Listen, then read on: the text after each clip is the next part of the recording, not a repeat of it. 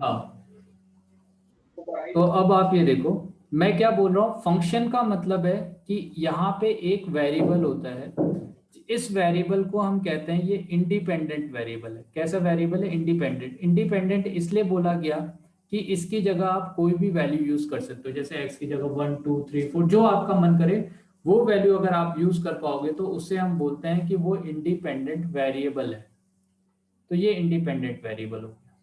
दूसरी बात, F x जो है ये वाई, इसको हम बोलते हैं कि ये हमारा डिपेंडेंट वेरिएबल है। सही है ना? ये आपका कैसा वेरिएबल हो गया? Dependent variable. इसको डिपेंडेंट वेरिएबल इसलिए बोला गया क्योंकि एफ एक्स अपने आप से कोई वैल्यू ले नहीं रहा है। जब आप एक्स का वैल्यू चेंज करोगे तो उसी के कोरोस्पॉन्डिंग एफ एक्स का अपना वैल्यू असाइन हो जाएगा। ठीक है, तो इस चीज को हमने बोला फंक्शन। तो अब मैं आगे क्या बोलूंगा? Sine function, cos function, ten function. इसका मतलब जैसे जैसे थीटा चेंज होते जाएगा साइन का वैल्यू भी उसी हिसाब से बदलते जाएगा। क्लियर है ये चीज? Yes sir. ठीक है, तो फंक्शन क्या डिफाइन किया हमने? फंक्शन का वैसे आपका रिलेशन पढ़ोगे तो वहां पे अलग से डेफिनेशन आती है। हमारे लिए फंक्शन क्या है कि कोई भी चीज, जैसे मान लो कि आपके घर में जो रेगुलेटर लगा है फैन का, वो अपने आप में एक फंक्शन प्रोवाइड करता है। जैसे कि आपने एज ए इनपुट वहां पे नंबर 1 पे रखा तो उसी हिसाब से अकॉर्डिंगली आपका फंक्शन, मतलब आपका जो फैन है वो रोटेट होने लग जाएगा। सिमिलरली आपने 2 पे रखा तो वो अब रोटेट होने जाएगा, 3 पे रखा तो रोटेट होने लग जाएगा। तो आपका जो रेगुलेटर दे रखा है उस रेगुलेटर का अपना एक फंक्शन है। तो होता क्या है कि एज ए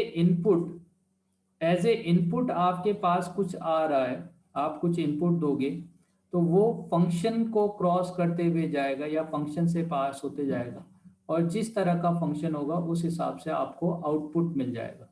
अब ये जो बीच का जो फंक्शन है ये कुछ भी हो सकता है, वो कुछ भी चेंज हो सकता है। जैसे मान लो कि आप अगर मोटरसाइकिल की बात करो तो उसमें जो आप पेट्रोल फिल कर रहे हो तो पेट्रोल का आप किसके साथ में फंक्शन कैलकुलेट कर सकते हो कि नंबर आप डिस्टेंस कवर्ड बाय मोटरसाइकिल, इसको भी एक फंक्शन जोड़ सकते हो आप। यानी कि पूरा एज ए इंजन कितना काम कर रहा है इस पूरे को एक मैंने फंक्शन बना दिया।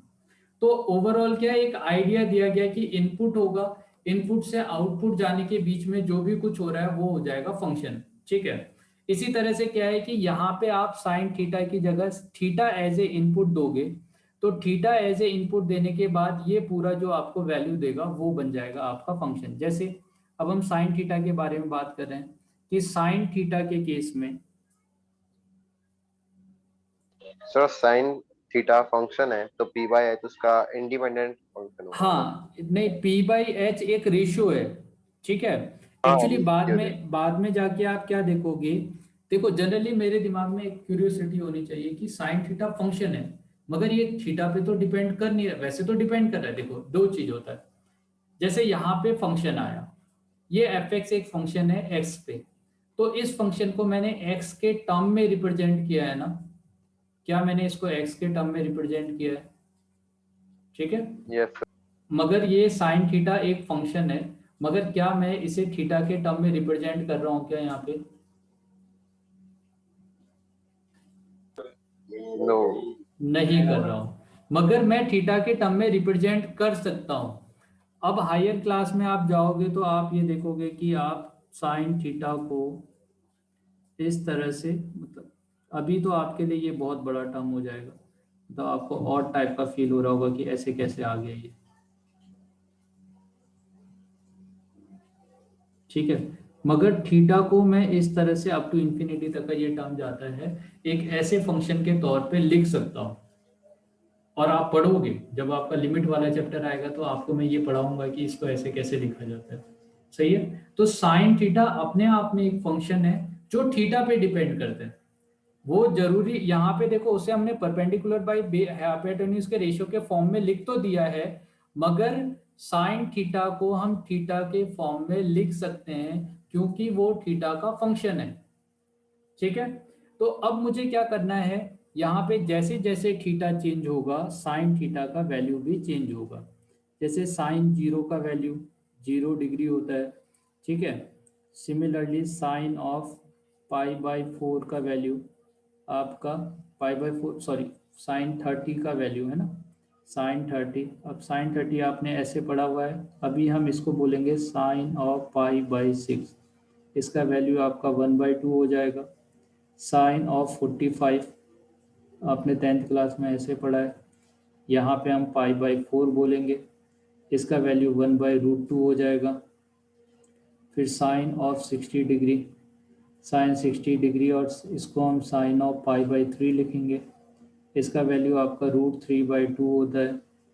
और साइन ऑफ 90 डिग्री, इसका वैल्यू आपका साइन पाई/2 और ये 1 हो जाएगा। क्लियर है बेटा? तो अभी हमें ना पहले बेसिक जो 10th क्लास में बुक में वैल्यूज दे रखी है वो वैल्यूज सभी याद होनी चाहिए। क्या हमें याद है सभी वैल्यूज?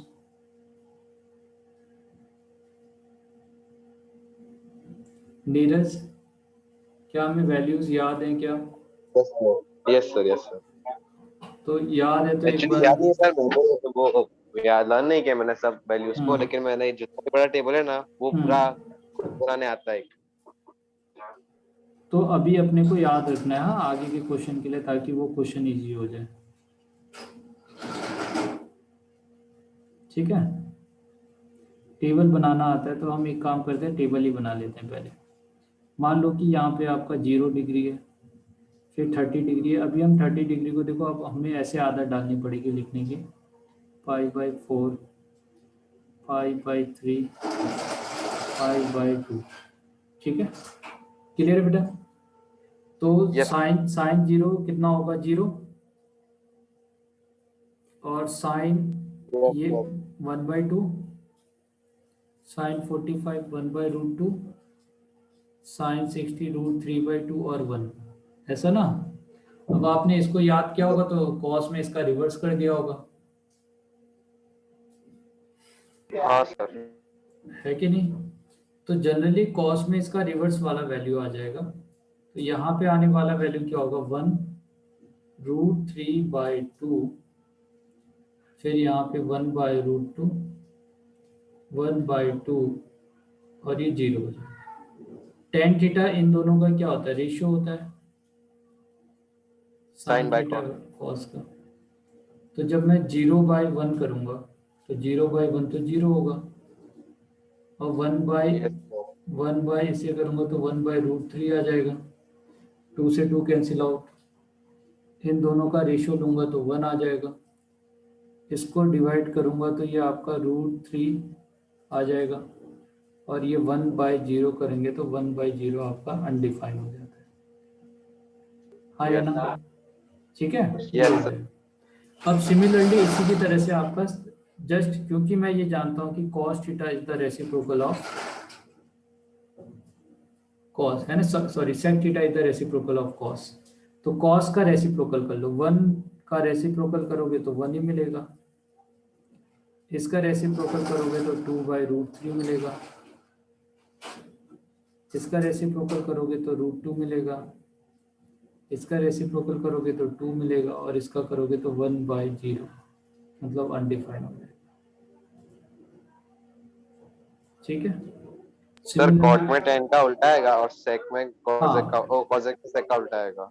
ठीक, ये हाँ, तो इसमें आपका 1/0 हो जाएगा, इसमें √3 हो जाएगा, ये 1 होगा, ये 1/√3 होगा, और यहाँ पे आपका 10 में अनडिफाइन आ रहा है तो 1/अनडिफाइन मतलब जनरली इंफिनिटी लिखते हैं तो वो 0 हो जाता है। और सिमिलरली यहाँ पे 1/0, यहाँ पे 2, यहाँ पे √2, 2/√3, और जनरली यहाँ पे 1 हो गया।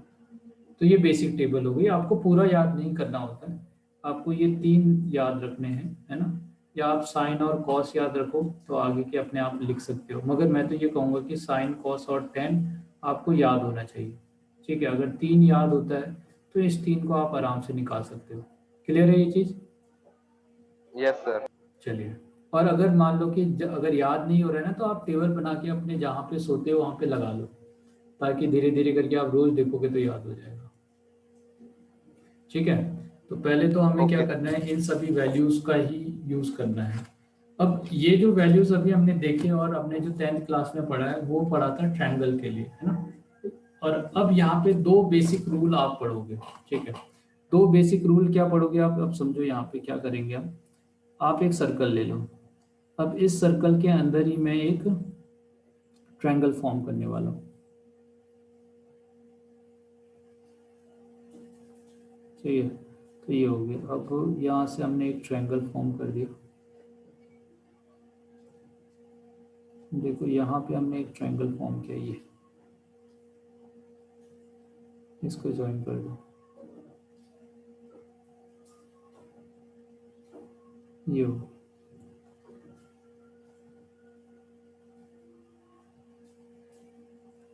तो ऐसे ले लेते हैं हाँ।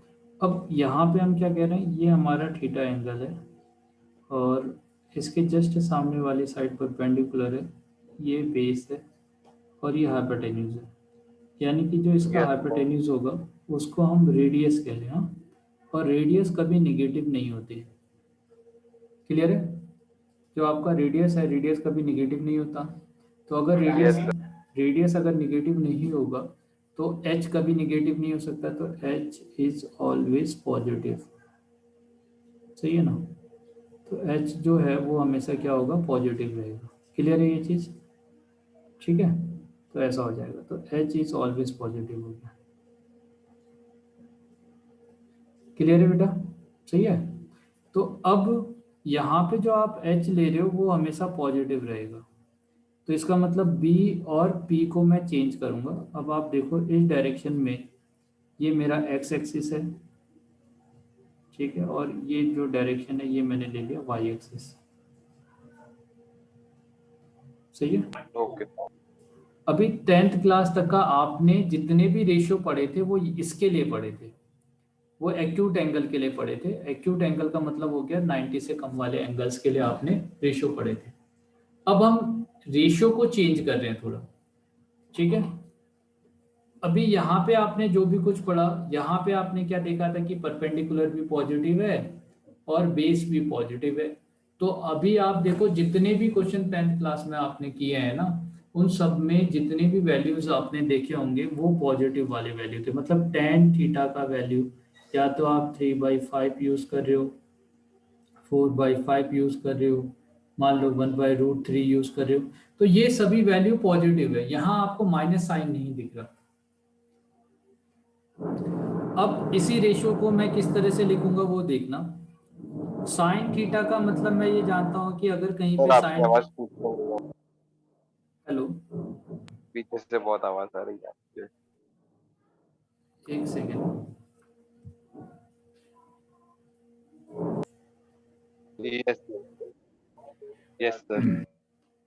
इसका मतलब फर्स्ट क्वाड्रेंट में जितने भी ट्रिग्नोमेट्रिक रेशियो हैं सभी पॉजिटिव होंगे। All the trigonometric ratios are positive in first quadrant. Second quadrant में, second quadrant, third quadrant, fourth quadrant.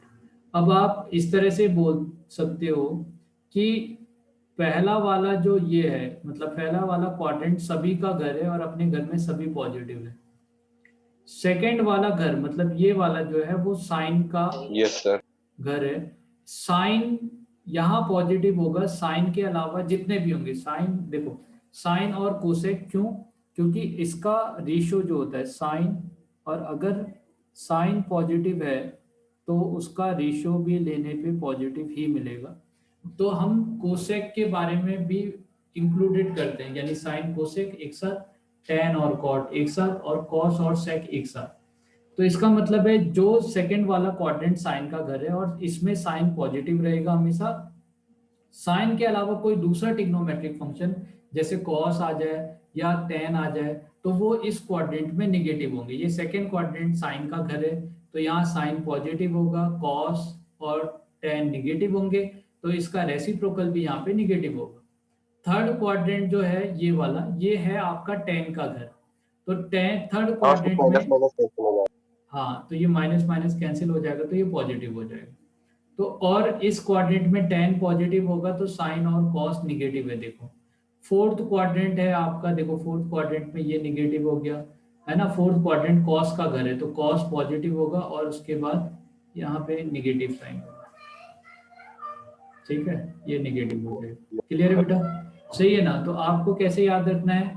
आपको इस तरह से याद रखना है कि ये सभी का घर है, इसमें सभी पॉजिटिव रहेंगे, इसमें साइन पॉजिटिव रहेगा, यहाँ पे कॉस पॉजिटिव रहेगा, और यहाँ पे सॉरी यहाँ पे टेन पॉजिटिव रहेगा, और यहाँ पे कॉस पॉजिटिव रहेगा। क्या ये बात याद रहेगी? Yes sir. चलिए, तो ये तो एक चीज हो गया। दूसरा, यहाँ पे एक बेसिक रूल हम पढ़ेंगे।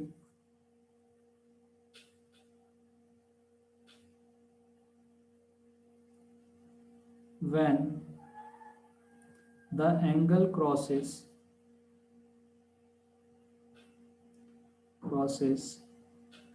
y-axis,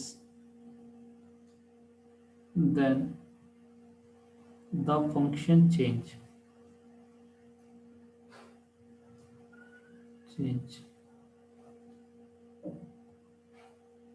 to its complement.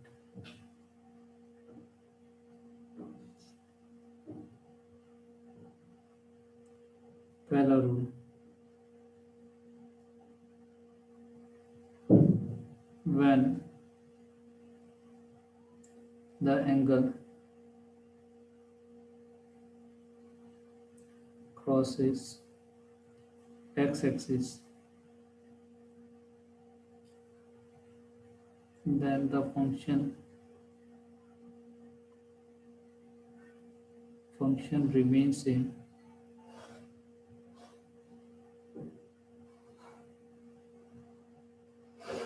but assigned with negative sign according to its house। ठीक है, इसका जो अपना घर है, जितने भी ट्रिग्नोमेट्रिक फंक्शन का, उसके अकॉर्डिंगली आपका नेगेटिव साइन लगाया जाएगा। दो रूल मैं आपको बता रहा हूँ। पहला रूल क्या है कि जब भी कोई एंगल इस वाई एक्सिस को चेंज करेगा तो फंक्शन बदल जाएगा, इसको चेंज करेगा तो फंक्शन सेम रहेगा। अब बदलेगा तो किस में बदलेगा वो हम देखते हैं।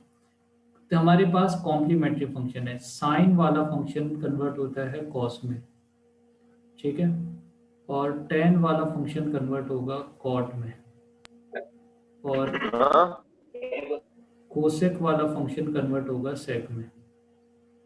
क्लियर है ये चीज? हमारे पास तीन कॉम्प्लीमेंट्री सर, एक बार फंक्शन। रिपीट करो। हेलो, सर आप रिपीट कर रहे हो एक बार ये वाला तो ठीक है। रूल वन जो है बेटा, रूल वन क्या है? When the angle crosses Y axis then the function change to its complement. अभी इसी चीज को समझा रहा हूँ, जो लिखा हुआ है ना, आप उस पर ध्यान मत दो, पहले समझो आप, है ना, मैं क्या कहना चाहता हूँ, तो उसके बाद फिर हम वापस आएंगे इस पे। मैं ये कह रहा हूँ कि हमारे पास ट्रिग्नोमेट्री में तीन तरह के कॉम्प्लीमेंट्री फंक्शन है। सही है? कैसे फंक्शन है? अरे ये नहीं सर, वो जो है 2 पॉइंट से नहीं, वापस से 2 पॉइंट हाँ, ये।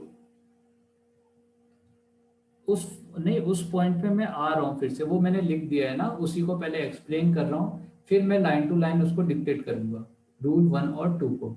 सही है? रूल वन में हमने लिखा है when the angle crosses Y axis then the function change to its complement. अब ये कॉम्प्लीमेंट का मतलब क्या है, उसके बारे में अभी हम बात कर रहे हैं कि ट्रिग्नोमेट्री में हमारे पास तीन तरह के कॉम्प्लीमेंट्री फंक्शन है। सही है ना? कॉम्प्लीमेंट्री का मतलब होता है कि अगर कोई दो एंगल का सम, जैसे दो एंगल अल्फा बीटा ले लिया, अगर इसका सम 90 होगा तो मैं कहूंगा alpha is the complement of beta, मतलब है ना, एक एंगल दूसरे एंगल का कॉम्प्लीमेंट है। और अगर अल्फा प्लस बीटा का जो सम है, अगर वो पाई के इक्वल हो गया, तो हम इसके लिए क्या कहते हैं कि alpha is the supplement of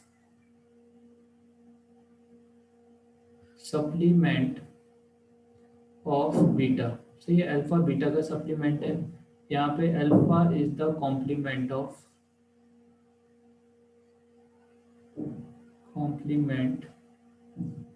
beta. Clear है? दोनों में डिफरेंस समझ में आ रहा है? अगर दोनों का सम पाई बाई 2 है तो कॉम्प्लीमेंट बोला जाता है, दोनों का सम अगर पाई है तो सप्लीमेंट बोला जाता है। अब इसी वर्ड से बना है, कॉम्प्लीमेंट वाले वर्ड से बना है कॉम्प्लीमेंट्री। इसका मतलब क्या है कि यहाँ पे आने वाले और इसमें आने वाले जो एंगल है उन दोनों का अगर आप सम करोगे तो आपको क्या मिलेगा, कॉम्प्लीमेंट्री फंक्शन मिलेंगे। सही है ना। कॉम्प्लीमेंट्री फंक्शन कैसे मिले वो भी मैं आपको दिखा देता हूँ, देखो कैसे। आप इसको देखो, मान लो ये मेरा अल्फा एंगल है, ये एंगल है बीटा, ठीक है। तो ये ए बी सी। अब मुझे बताओ साइन ऑफ अल्फा कितना होगा, sine alpha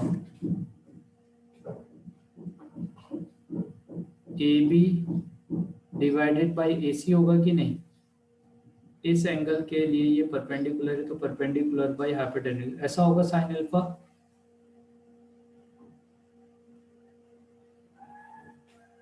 Neeraj, hello. Yes sir. बेटा साइन अल्फा क्या होगा यहाँ पे इस ट्रायंगल में।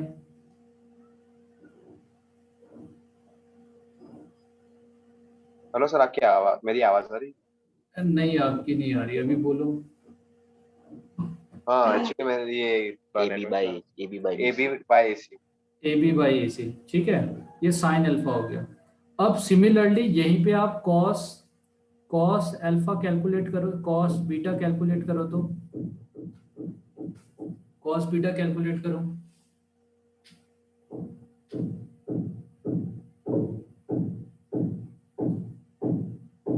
है तो A AC by AC। A B by A C. अच्छा दोनों केस में सेम वैल्यू आ रहा है क्या। 5 मिनट नहीं अपन सर। जो बचे। बेटा यहाँ पे ए बी बाई ए सी आ रहा है और यहाँ पे क्या आ रहा है, ये दोनों इक्वल सर है कि मैंने नहीं। BC by. BC कैसे हो जाएगा, BC परपेंडिकुलर होगा ना। अगर आप इस एंगल के लिए कॉस लोगे तो इस एंगल के लिए बेस कौन है, ये तो परपेंडिकुलर हो गया, इस एंगल के लिए तो परपेंडिकुलर हो गया, मुझे लगा कॉस अल्फा है ना। तो यहाँ पे बीटा है देखो, है कि नहीं, कॉस बीटा। तो कॉस बीटा के लिए ये वाला क्या होगा, बेस हो जाएगा, तो ये भी ए बी बाई ए सी होगा। तो आप ये देख रहे हो कि इस केस में साइन ऑफ अल्फा और कॉस ऑफ बीटा दोनों इक्वल हैं, आए ना। Yes sir. ठीक है। अब जो कॉस बीटा इक्वल आ रहा है ना आपका, अब अगर यहाँ पे एंगल 90 है तो मैं ये जानता हूँ कि sum of all the angle of a triangle is, ठीक है, 180। तो यहाँ पे alpha plus beta plus 90 is equal to 180 होगा।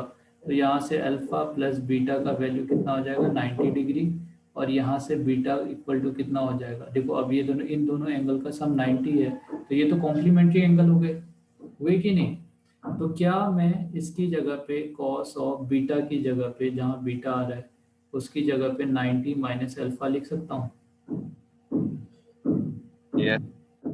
तो आपको यहाँ से एक फॉर्मूला मिला है, फॉर्मूला क्या है कि sine of alpha equal to 90 minus cos 90 minus alpha.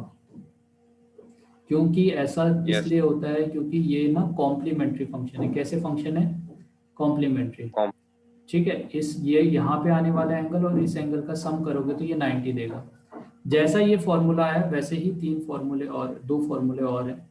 tan alpha equal to cot of 90 minus theta, 90 minus alpha, और similarly sec of alpha equal to cosec of 90 minus alpha.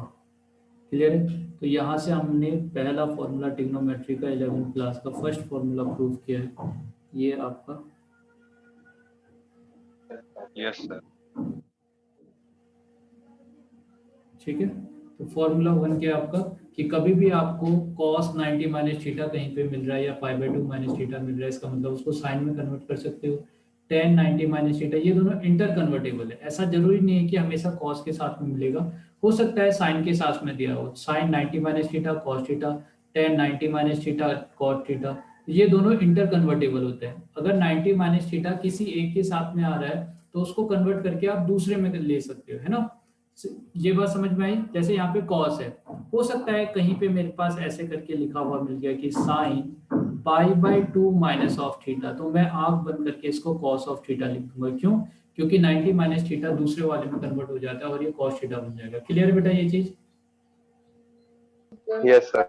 ठीक है। अब आप ये देखो, सिमिलरली इसी से रिलेटेड हम दूसरा फॉर्मूला प्रूव कर रहे हैं यहाँ पे। और मैंने यहाँ पे क्यों ऐसा बोला, मैंने कहा कि हमारे पास तीन कॉम्प्लीमेंट्री फंक्शन है, साइन कॉस में कन्वर्ट होगा, टेन कॉट में कन्वर्ट होगा और कोसेक सेक में कन्वर्ट होगा।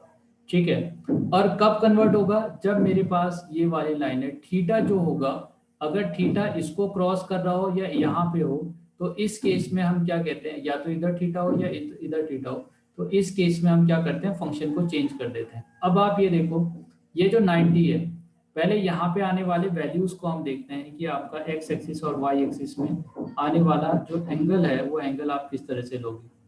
यहाँ पे सबसे पहले एक्स एक्सिस में बनने वाला जो एंगल है वो 0 डिग्री एंगल है। ये जो एंगल है, मतलब आप जब यहाँ से यहाँ रोटेट करके जाओगे तो इसको बोलेंगे 90 डिग्री, या आपका π/2 हो जाएगा। उसके बाद मैं यहाँ से रोटेट करके अगर यहाँ पे आता हूँ तो ये 180 डिग्री है। यहाँ से यहाँ जाऊँगा, ठीक है, तो 180 में 90 और ऐड कर लो तो 270 डिग्री, और उसके बाद फिर से यहाँ पे आऊँगा तो ये 360 डिग्री हो जाएगा। ठीक है। इसी को आप 0, 2 पाई, यहाँ पे 3π/2, इसको आपका पाई, इस तरह से लिखते हो। अब जैसे जैसे आप एंगल बढ़ाते जाओगे उस तरह से आप वैल्यू लिखते जाओगे। अब क्या है कि 90 यहाँ पे, अब देखो यहाँ पे क्या होगा, अगर आपको कभी भी π/2 माइनस ऑफ थीटा मिलता है, तो अगर मैं यहाँ से इधर आऊँगा तो इसका मतलब है π/2 माइनस थीटा। मैं यहाँ से अगर इधर आऊँगा तो इसका मतलब है π/2 प्लस थीटा। अब आप में से ये पूछ सकते हो कि आपने सर इधर थीटा प्लस क्यों कर दिया, इधर थीटा माइनस क्यों कर दिया। मैंने आपसे कहा था कि अगर आप anti clockwise direction, anti clockwise direction में जाओगे तो चीज़ें पॉजिटिव रहेगी, और अगर आप क्लॉकवाइज डायरेक्शन में जाओगे तो चीज़ें निगेटिव होगी। मतलब अगर आप ऐसे करके कोई लाइन ड्रॉ कर दो और आप 90 यहाँ पे, ये वाला एंगल देखो π/2 माइनस थीटा है, मतलब ये एंगल थीटा है, और आपने इसे 90 में से सब्सट्रैक्ट किया है। तो जब आप 90 में से सब्सट्रैक्ट करोगे, मतलब आप इसको क्रॉस करके इधर आए हो, और मैंने यहाँ पे आपको एक लाइन लिखाई है। अब आप इस लाइन को पढ़ो, क्या दे रखा है, when the angle crosses y-axis then the function change to its complement। अगर कोई एंगल मेरा 90 डिग्री को क्रॉस कर रहा होगा तो उस केस में, या y एक्सिस को क्रॉस कर रहा होगा तो उस केस में मेरा फंक्शन अपने कॉम्प्लीमेंट्री फंक्शन में कन्वर्ट हो जाता है। ये बात की हमने। तो यहाँ पे आपका कभी देखो एंगल जो है वो 90 माइनस थीटा के फॉर्म में, मतलब 90 माइनस थीटा ऐसे है, तो आप कहीं ना कहीं इसको क्रॉस कर रहे हो। इसको क्रॉस कर रहे हो मतलब आपका ये वाला वैल्यू हो गया, इसका मतलब आपने साइन फंक्शन को कॉस में कन्वर्ट किया, टेन को कॉट में कन्वर्ट किया और सेक को कोसेक में कन्वर्ट किया। क्लियर है बेटा ये चीज? ठीक है। अब बात करते हैं हम कि अगर Yes, sir. हाँ, दूसरा फॉर्मूले की बात कर रहे हैं हम कि अगर मेरे पास साइन पाई प्लस थीटा हो तो मैं क्या करूँगा, या कॉस में पाई प्लस थीटा होगा तो मैं क्या करूँगा, टेन में पाई प्लस थीटा होगा तो मैं क्या करूँगा, फिर हम उसको जनरलाइज कर लेंगे। ठीक है। अब पाई प्लस थीटा का मतलब, अब पाई प्लस थीटा हो सकता है, और सिमिलरली इसमें और भी फॉर्मूले मिलेंगे जिसमें टेन पाई माइनस थीटा हो सकता है। इसको भी देखते हैं, cos of pi minus theta होने पे क्या किया जाएगा, और ten of pi minus theta होने पे क्या किया जाएगा। वो तो π/2 के लिए था। अब π/2 का मतलब है ये वाली लाइन, ये है π/2, या सॉरी ये है π/2, ये है पाई।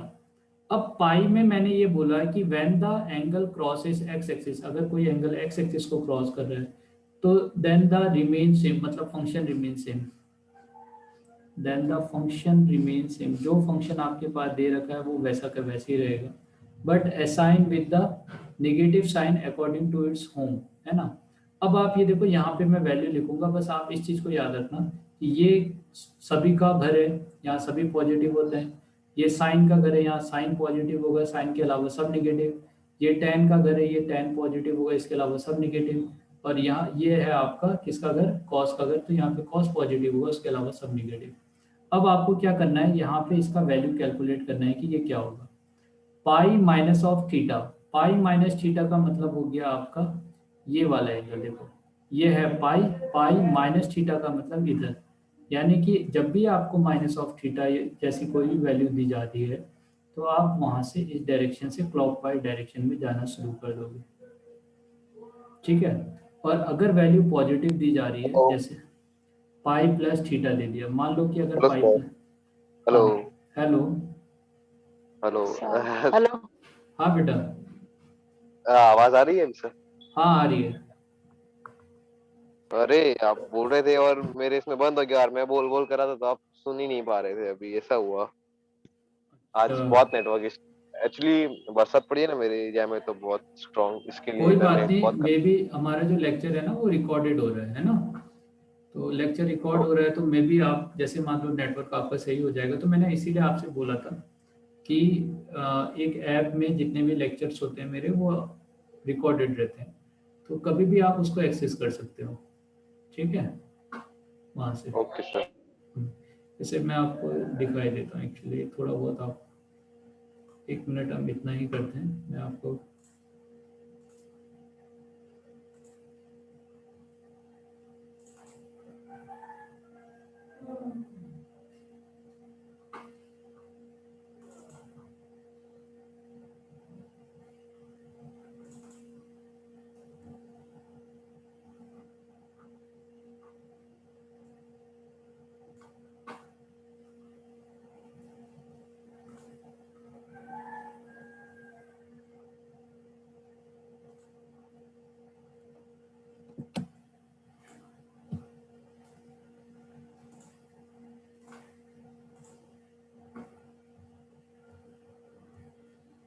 एक सेकंड।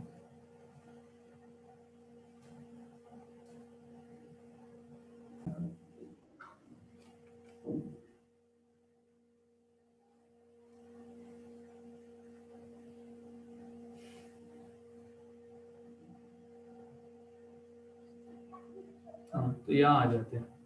एक्चुअली क्या देख रहे थे हम यहाँ पे, कि मेरे पास ये जो लाइन है ना यहाँ पे, अब आप देखो, आप पहले पॉजिटिव और निगेटिव लेना सीखो। ये वाला वैल्यू है पाई का, इसको हम क्या बोलेंगे, ये पाई है, ठीक है। यहाँ से आप क्लॉकवाइज डायरेक्शन में जाओगे तो थीटा होगा निगेटिव, इधर जाओगे तो थीटा निगेटिव, इधर जाओगे तो थीटा हो जाएगा पॉजिटिव, ठीक है। सिमिलरली ये आपका 2 पाई है, 2 पाई से इधर को आओगे तो ये क्लॉकवाइज है, तो क्लॉकवाइज के केस में यहाँ पे आप इस एंगल को 2 पाई माइनस थीटा लिखोगे। अब मुझे ये बताओ, प्लस थीटा किसको लेंगे, माइनस किसको लेंगे, क्या आपको ये समझ में आ रहा है लेना? सर ये फर्स्ट वाला आया, लेकिन कंफ्यूज हो गए थे? वो सेकंड थर्ड फोर्थ वाले क्वार्टर में कंफ्यूज हो गया। चलो कोई बात नहीं, यहाँ पे आते हैं। ये 0 है, ये पाई/2 है, ये पाई है, ये 3 पाई/2 है। अब आप बस एक ही, आप सेंस देखना, अगर मैं इधर को रोटेट करूंगा ना, यहाँ से इधर आऊंगा तो निगेटिव लेना है, यहाँ से इधर आऊंगा निगेटिव लेना है, ऐसे करके रोटेट करूंगा तो निगेटिव लेना है। और इसका जस्ट अपोजिट डायरेक्शन में अगर रोटेट करूंगा, यहाँ से इधर को जाऊंगा तो मुझे पॉजिटिव लेना है एंगल, सही है ना। जैसे आप यहाँ से यहाँ आ जाओ, एंटी क्लॉकवाइज में पॉजिटिव लेना है। हाँ, वो तो सर आपने बताया ना पहले ही। हाँ ये पॉजिटिव हो गया। अब मैं यहाँ पे आ गया, अब मैं पाई के बाद इधर आया, तो इसको मैं बोलूँगा पाई प्लस थीटा,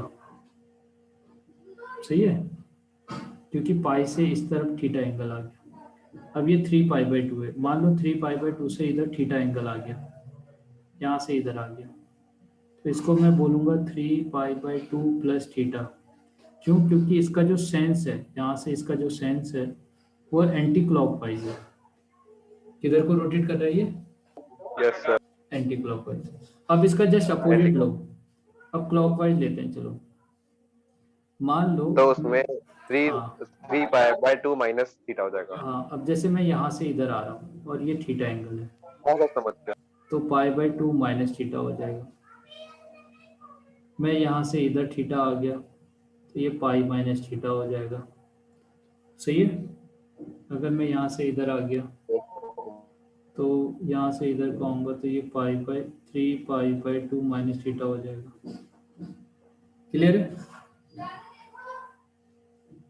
इसका सेंस देखो तो, रेड वाले का ये कैसा है, क्लॉकवाइज है, यस सर। और इसका जस्ट अपोजिट कैसा है, ब्लू वाला? तो वो रेड, एंटी हाँ, तो तो इसको प्लस हाँ, तो इसको हम क्लॉकवाइज बोलेंगे, और ये है आपका एंटी क्लॉकवाइज, ब्लू वाला जो है। सही है, ये आपका एंटी क्लॉकवाइज। क्लियर? अब मैं आपको क्या सिखा रहा हूँ, अभी आप चीजें को समझो।